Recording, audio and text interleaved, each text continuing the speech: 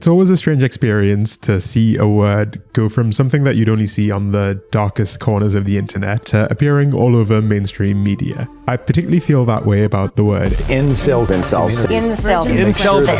dangerous group of men called incel. Potentially violent extremists. They are socially dislocated. Makes them dangerous to women and to themselves. Now, I don't know about you, but I've been through phases of my life where I held opinions that I would be quite ashamed of today. And in fact, every few years, I feel like I go through this process of just like discovering a massive blind spot that I had and kind of reevaluating my whole life. And for a good time, my relationship with the opposite gender was for sure one of these blind spots. I find that mainstream reporting on this topic is often really sensationalized to like a comical degree. And so I imagine that many people don't necessarily have a clear idea of what leads a person down these rabbit holes of, well, hatred. And while granted, I'm only qualified to tell the story of one person, I do think that with a little curiosity, there's a lot to be learned here. We might be able to take a critical look at our own perspectives, understand how we judge each other, and take some steps towards having a more comprehensive understanding of the making of an incel. So I've been keeping a journal for the last few years, and every once in a while I like to go back through it and just read different parts of my life and try and get an idea of how I actually felt back then. And if there's one thing I've realized every time I go back and just read an entry from a few years ago, it's that human beings are incredibly bad at remembering their own lives. I think we're especially bad at remembering the intensity of emotions that we feel, especially when we're younger. For full context, I was not the happiest child. Between the ages of like 12 to 15, I was pretty depressed. I would spend a lot of time on like forums that were, it's quite sad to say, like quite suicidal. On these websites, people would talk about methods of, they'd like talk about how they were going to do it and all of that. And it was just like stuff that a kid shouldn't have been reading. At the time, I didn't really understand what depression was. And given that I didn't really have any hobbies other than gaming and spending time on the internet, I got myself into a bit of a spiral. Now, this isn't for sympathy or whatever, like I'm mostly fine these days, but maybe just to give you a bit of context as to how a story like this can often start, because my story is not unique. At the time, I didn't really understand what I felt, and I definitely wasn't able to express it or verbalize it. In fact, like many other young kids, I wasn't able to express much outside of a narrow range of emotions that I thought were acceptable to express. What I do know is that my thought patterns started to slowly change as I went through puberty. I particularly recall being about 15, I think, and deciding that I just wanted things to change, right? I didn't want to be the shy, introverted kid anymore. And so I turned to the best source of advice that I thought I had at the time, the internet.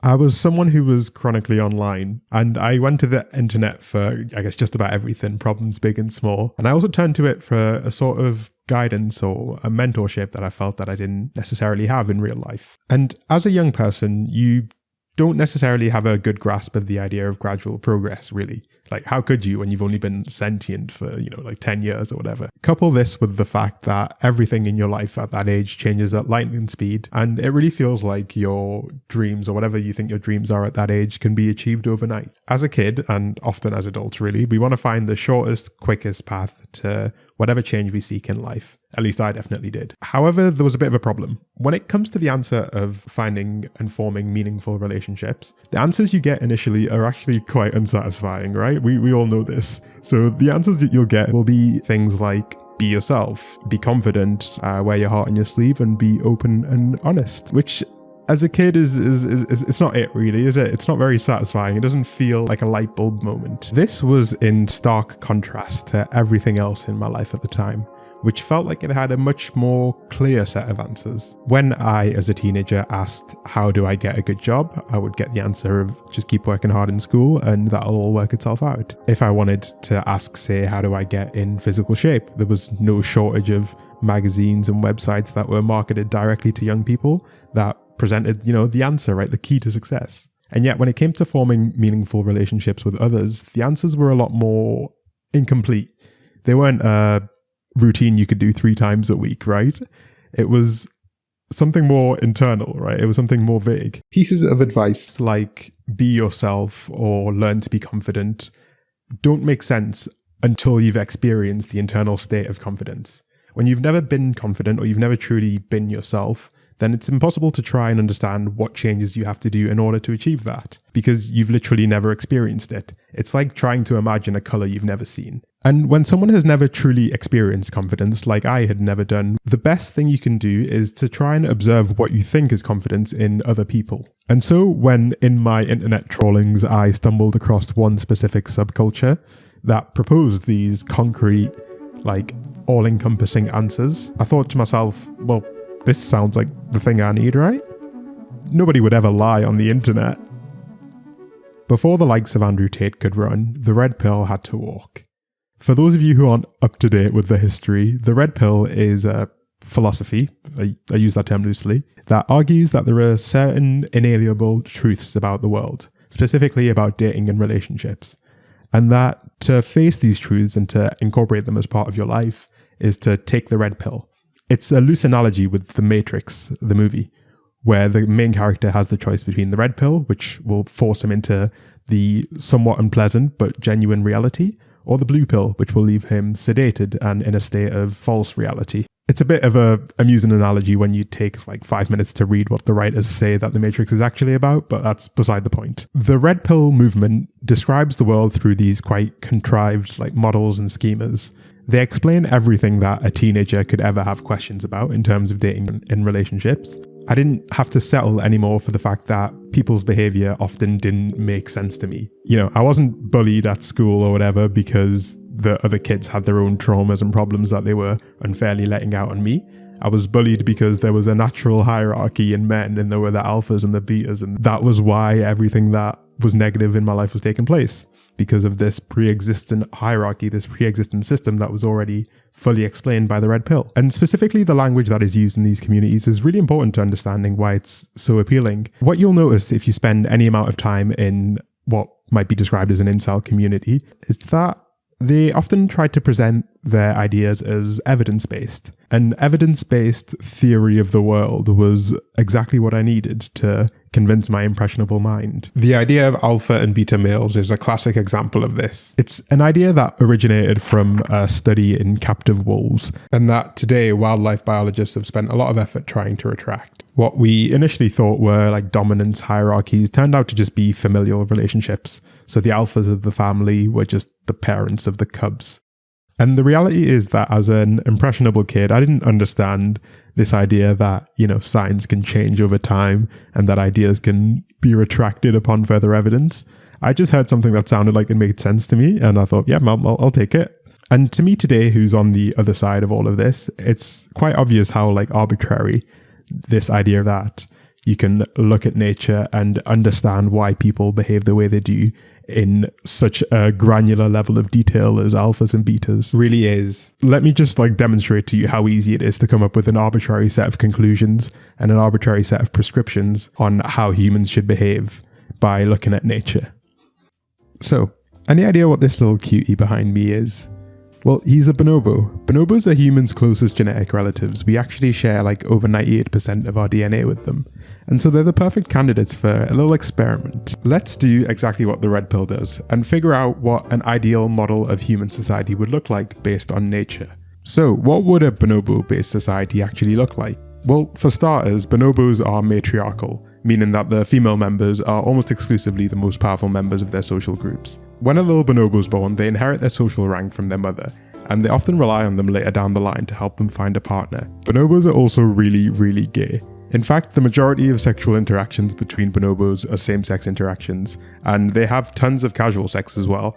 They do it for conflict resolution or just to pass the time as well. And I don't know about you, but I think this model of society would look a little different to the one that the red pill would typically prescribe based on its assessment of nature. And I'm not making the argument that human society should be arranged exactly like bonobo society, but rather I just want to demonstrate how arbitrary it all is and how you can kind of reach any conclusion you want if you look at cherry-picked examples of what you describe as nature. I think that even if I'd seen, the example of bonobos shown to me at age 15 or age 16, I don't think I necessarily would have been convinced because I had that deep-seated need for explanation. And a model of the world, even a model that was unfavorable to me, was better than no model at all. However, I do think that criticism like this has a useful effect because I've noticed that there's been a shift in the language that these communities use towards using language that would be more akin to economics, I would say. And there's one term that captures this idea really well. It's sexual market value. I know, just bear with me, okay? We're getting a bit deep in the sauce here. So your sexual market value is supposed to be one number that represents in its entirety how appealing you are to your potential partners. There are some quite in-depth pages on the internet that are like dedicated to finding like an objective method to calculate this. Like, let me actually just take you down the rabbit hole a little bit, okay? So I wish I didn't know that this website existed, but I do know that it exists, and so you have to know about it too.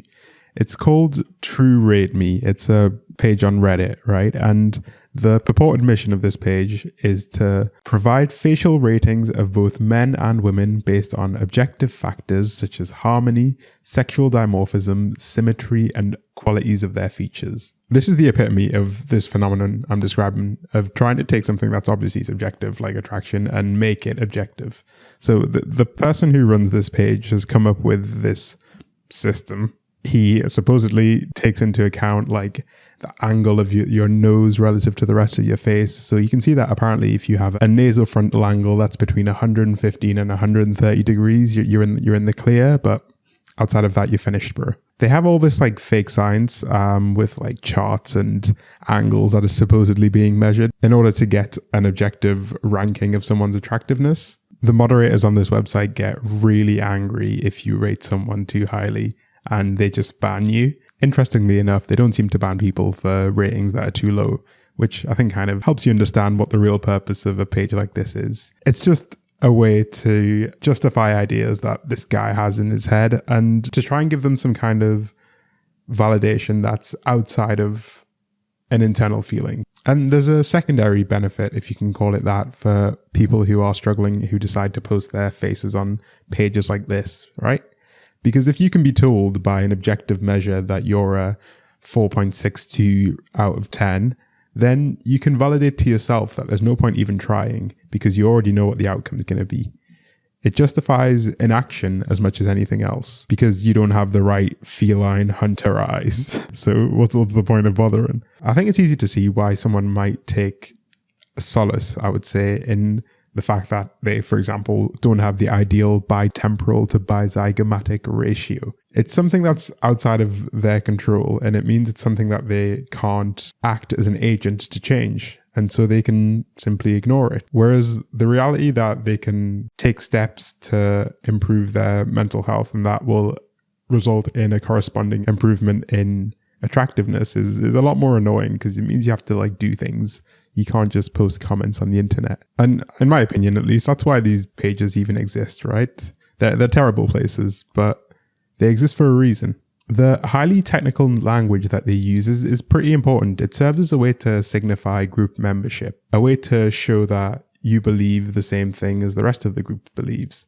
Because let's be real, no one outside of these very niche groups would use the words bitemporal to bizygomatic ratio. Come on, let's be real. By using this language, you can implicitly signify that you have a bunch of pre-existing ideas, and it creates a space where these ideas can propagate while simultaneously making it harder for someone outside the group to actually be able to interact with the people in the group. And I can attest to this firsthand. I mean, like, let me just read a passage from one of these pages and you can tell me how you would, as a normal person, interact with someone who communicates in this way.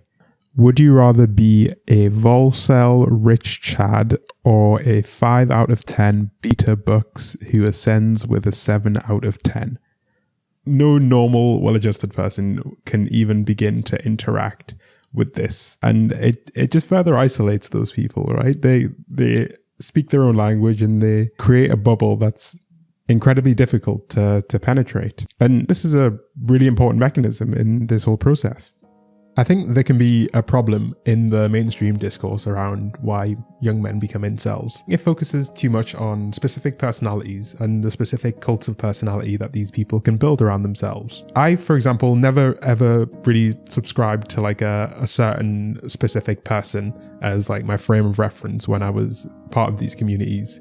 And I think that a lot of, people that you might describe as incels would say the same. Really, the thing that kept me in this kind of circle was feeling like an outcast, feeling a need to belong, and finding a group of people who would give that to me. I felt seen, I felt heard, and I felt like I knew what to do. Really, the appeal came from a deep desire to be right all of the time and to belong. And these communities make you feel both, but also in the process, they isolate you to one particular space where you use one particular language and you interact with one particular type of person, which in itself ends up becoming a vicious cycle that's really difficult to break out of. All of the content that you begin to consume is just in service of the ideology and in service of keeping you in the ideology, making it harder and harder to leave the longer you are part of such a group. And honestly, I think this mechanism is significantly more important than any specific person or personality.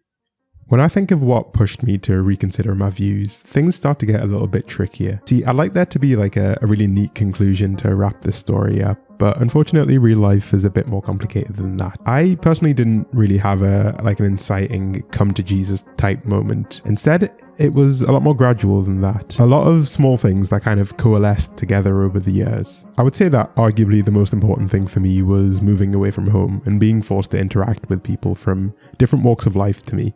Today, I can proudly say that I have friends that span all sorts of different races, genders, and sexual orientations, and just a wide, diverse group of people who are willing to challenge my opinions and who are open to difficult conversations if the need arises. If there was anything that helped me, it was simply learning that the real world is infinitely bigger than my world. And getting the chance, or rather being forced to exist outside of your own personal echo chamber, is a privilege that many people don't end up getting access to. And it makes me quite sad that I can't transfer that feeling into other people's heads, I can't give them that kind of inner peace. I can't show them what it feels like to realize that, women aren't out to hurt you, and that everyone just wants to be treated with the same level of respect that you would like. But I don't think that all hope is lost, and my experience has formed my attitude of how we can approach this problem on an individual level at least. You see, I'm a big believer in a sort of radical empathy kind of approach. It's basically like the idea that you don't have to agree with someone or see the world in the same way that they do to make a genuine effort to understand their thought process and to understand the steps in logic that they've taken to reach the situation in which they're in. There's a psychiatrist / streamer called Dr. K who talked about this very idea. Let me share his words with you. People will judge me for talking to or even trying to support people who are toxically masculine. And they're like, oh my God, you're such an asshole. You're giving these people a platform. How could you make the world a worse place? And then I tell them I worked in a jail for 3 months, and they're like, oh, look at you. You're so compassionate. You're working with these people who are like criminals. And like, oh my God, I don't think they realize that anyone you see on social media is 10 times better than the people that I worked with in jail. These are people who are actual files, actual rapists, right? Not just talking about it. Maybe the people on social media are too. I don't know. And so it's really interesting the way that our mind automatically judges things. And so if we really want to fix this problem, and I think we need to fix this problem, generally speaking, I think that demonizing these people isn't working. Unless everyone who's listening to this podcast goes out and literally hugs a man, no one else is going to do it. Because if you don't do it, who's going to do it? Honestly, I think Dr. K is right on the money here. This isn't necessarily a problem that we can expect some abstract idea of society to solve for us, because it's not really doing a great job thus far. And importantly, it's not a problem that gets improved when we try to demonize people, independently of how right or how wrong they may be in the views they hold. I think it does a massive disservice to everyone involved when we paint quote incels as if they were like a gang or something, when realistically the majority of the people in these circles are regular people who, through some combination of cognitive biases, bad experiences, and bad luck sometimes, have ended up in a vicious feedback loop. And as someone who's been in that loop, I can tell you now that no amount of arguing in comment sections is ever going to change someone's mind. And I don't think we can fix everyone, nor should we expect to. But I do think we have a duty to each other to demonstrate that an alternative path does exist, and to genuinely show that happiness lies down a path of understanding that people aren't out to get you. And personally, that's the focus that I feel that our interactions with so-called incels should take. We should be willing to show that picking an alternative path leads to so much more happiness, so much more satisfaction, and a life that's just filled with a lot more genuine love. Maybe that might help a little bit.